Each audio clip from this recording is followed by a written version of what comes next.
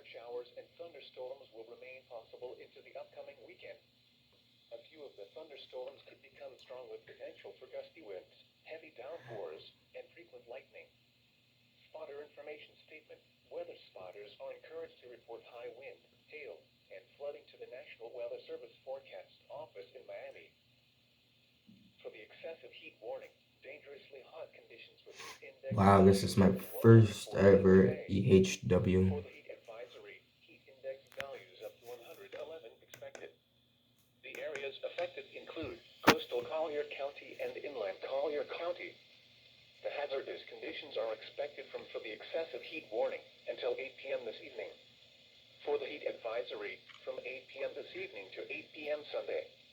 Impacts. Extreme heat and humidity will significantly increase the potential for heat-related illnesses, particularly for those working or participating in outdoor activities.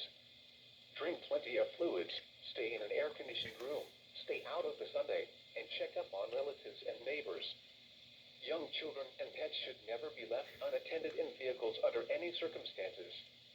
Take extra precautions if you work or spend time outside.